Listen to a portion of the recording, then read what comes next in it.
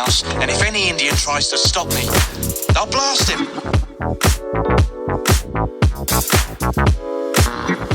You know, the only thing more pathetic than Indians on TV is Indians watching Indians on TV. Hello, and welcome back to Native Film Talk.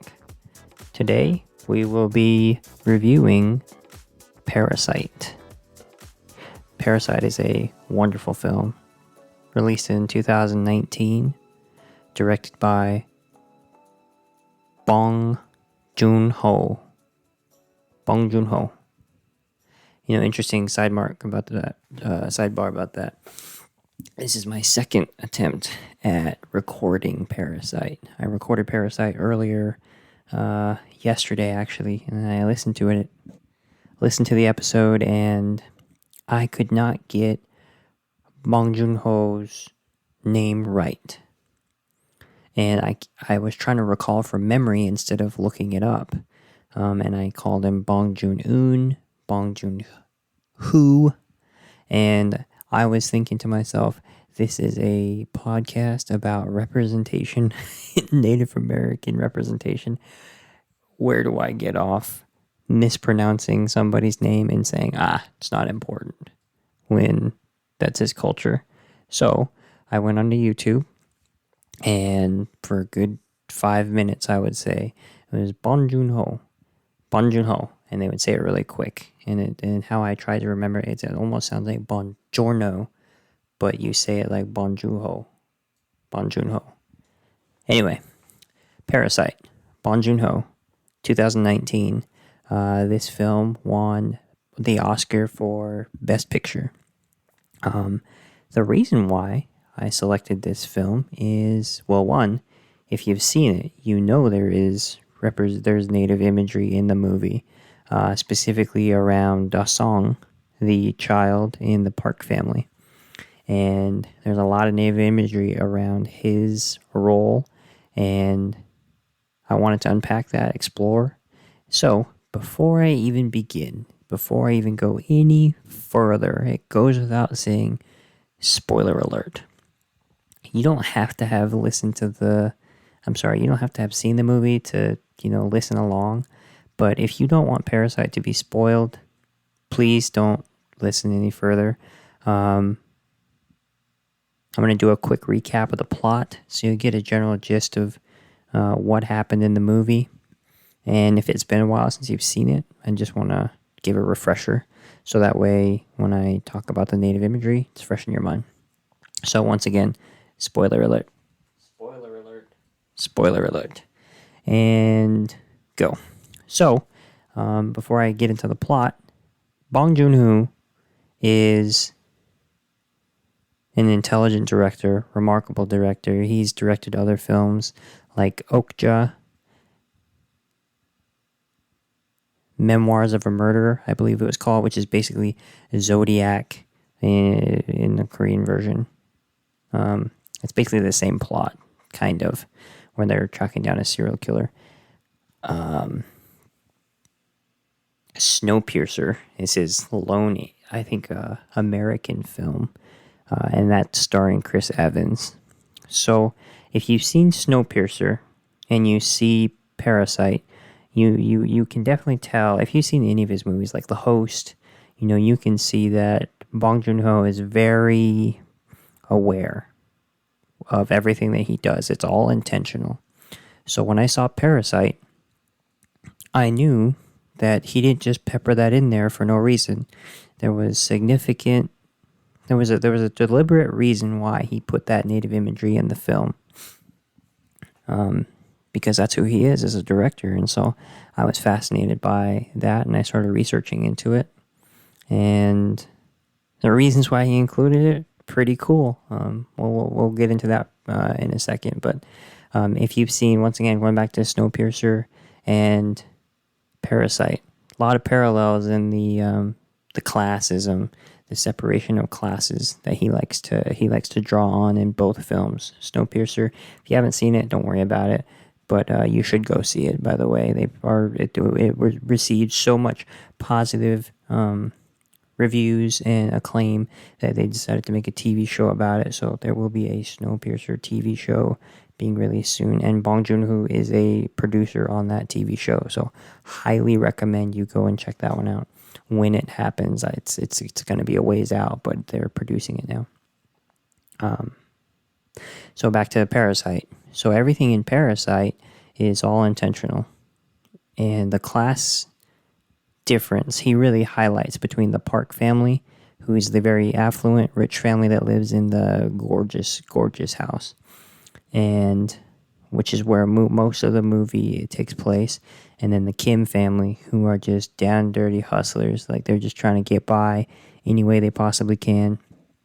It could be whatever the latest hustle is, whatever the newest way to make money, they're on it. They're trying to make money to just survive. And it's exemplified in one scene where they have no Wi-Fi and they're just trying to bounce off like neighbors' Wi-Fis and trying to, to get to a scene where you see everyone kind of huddled around the toilet, where that's the only one location where they're able to get free Wi-Fi, or at least bum off of a neighbor's Wi-Fi. So it kind of gives you a general impression of where this family is. So the Park family sees an opportunity the Kim family sees an opportunity to work for the Park family, a college friend of the son in the Kim family. He's going off to college, and he's like, hey, I tutor this really wealthy family. I think he kind of has a thing for the daughter that he's tutoring.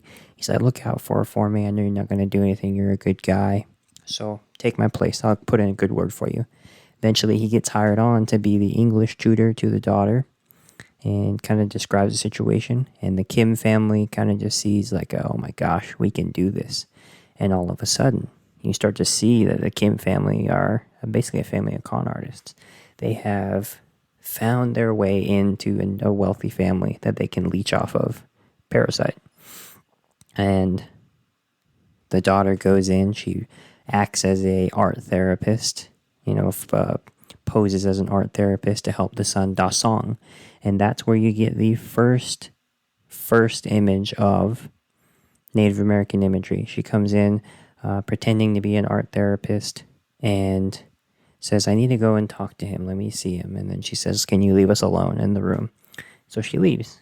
The mother walks her up the stairs to Da Song's room, opens the door, and you just see a flood. Like the entire room is covered in just cheap Native American, like, curio gift shop crap. There's just dream catchers just scattered all throughout the house or throughout the room. There's toy headdresses sitting on top of really what seem like expensive marble statues and sculptures. Even if they're replicas, these things look gorgeous. And then there's a giant fake teepee sitting right in the middle of the room. And if you can ever get a still image of this and look at everything, I mean, they really went the extra. They really went the extra mile to decorate this entire room with nothing but Native American stuff. And that's the first scene that you see of it. And then afterwards, eventually the mother from the Kim family, the father from the Kim family, they get employed by the Park family. The mother gets brought on as a housekeeper after they convince the Park mom that the existing housekeeper might have tuberculosis. They go ahead and give her a dose of, I can't remember, I think it's a peach. They give her some like peach spores basically, and then they get her into a coughing fit, sneezing fit. And then they try to frame her to have TB to get her fired so the mom can come in. And then the dad gets hired on as a limo driver. And so after all this, while all this is transpiring, the plot is developing. In the background, you'll see Dasong just randomly have a teepee planted off in the middle of their backyard. And there's one scene where he's like in the teepee and he's just sitting in there, talking to his dad over a walkie-talkie. And there's another scene where the mom is talking to the sister, I believe, the Kim family sister. And he just like runs in. Oh, okay. Yeah, he just runs. Well, one of the family members getting interviewed, I remember now. he just like runs in and shoots a bow and arrow. One of the cheap bow and arrows with like suction cups on the end. He just like shoots it, all across the house. And they're just toys to him. They're just accessories to him. And it's very evident, Dasong is very active in Cub Scouts. And there's a line that the mother used when they are first introduced to Dasong. It's like, oh, he's such a fanboy. And it's very clear to this family that, one, the mother and father want to do anything they can for Dasong because they love him. They're affluent. They can do and provide for him in any way that they can to support him and the other daughter, to the length that they hired the Kim family as their guests. As their hired help. The son as an English tutor and the daughter as an art therapist. So when you look at this, you can see that the way that they use the imagery in the film, Bong Joon Ho wanted the audience to see that these people, the Park family, view Native Americans like an accessory. They view them like they're not real. They view them like they're some mystical, forgotten, gone entity, that they're not really true. They're not really around anymore. They're not a culture to be respected. And I think it also is highlighted in the way that the director shows the class divide between the Kim family and the Park family. Overall, they do a really good job, the Kim family, of deceiving the Park family. However, there is one scene in the movie where the dad, the father of the Park family, says, in reference to the Kim father, saying, he's a great driver, he's a great limo driver. He almost oversteps his bounds from time to time, but he knows just enough. Like, he knows when that line is right there and he never crosses it. He is a great driver, but he has a smell. And that smell reminds me of, and I believe he likens it to the subway, the poor area. It reminds him of something less than him, closer to trash, closer to basically low class that is beneath him. And the way he describes it, it is very clear that that smell is something that is revolting to him. And the reason why that's significant, the Kim father was under the coffee table when he heard that. They were hiding. It was a big culminating event in the movie. They were basically the mice. The cat was away, so the mice came out to play scene, and they ended up having to turn around from their camping trip. The Park family surprised the Kim family in a hurry. They had to clear the house, and quickly clean up and made it seem like nobody was home. And so the Kim father heard the Park father say all of that. And that's significant because it recurs in the very last scene of the movie where the Kim father and the Park father are dressing up in native costume. I was going to call it regalia, but in this case, it's just a costume. It doesn't have any significance at all. It's very vague. It's very commercial, and it's very for profit. You can tell that it's very much like just running off of stereotypes. Prior to this scene, though, at Dasong's birthday party, where they're getting ready to play it was Indians, really, no cowboys. The Kim father, throughout the day, he was really getting fed up. I think this class divide was really getting to them, and he was starting to realize how messed up the Park family is in terms of their view of people and being beneath them and having people do everything for them, and just seeing how wealthy they are and how limited their worldview is, and also how arrogant they are when assuming things about other people. And it really started wearing on the Kim father, and especially that comment made by the Park father when he said, his smell, it smells like he's poor. It smells like he's beneath me. So, fast forward to the last scene of the movie. The Park father paying the Kim father overtime, what it seems like, and they invite all the hired help, all their friends and family from the neighborhood, and be like, hey, let's celebrate Dasong's birthday. So Dasong has a teepee set up in the middle of the in the middle of the lawn, and everyone is like all standing around the teepee, watching, waiting, and the Kim father, the Park father, they're standing in the bushes. The Park father can clearly see that Kim is now not feeling it. He is not on board. He is not amused with everything that's going on. And the Park father kind of makes a remark of like, hey, you're getting paid for this, so suck it up, basically. And he was just like, understand. Because the Park father was trying to explain to him, all right, so the song is going to come out, and he's going to be the good Indian. And they use that specific phrase, the good Indian, which I thought was really interesting. You could take that for it being pure as, the innocence of a child being pure, or it could just be, nothing. But so the two dads were supposed to be the bad Indians, quote unquote, and they were going to come in on a raid. And Da Song was supposed to come in and save the day. And so that was his idea. And while he was listening, he was just tuning it out more and more and more, as he could tell, like, this is a real culture. These are real people that you're talking about. You're having me put on a freaking headdress, and you're just saying, like, it's just a costume. It's just, and the Park dad was just like, my wife's really into this stuff. Just go along with it. Da Song really likes it. And the Kim father's just, you can see he has that recognition, because throughout that whole day, he was getting more and more irked by the words from the Park family, by the actions from the family.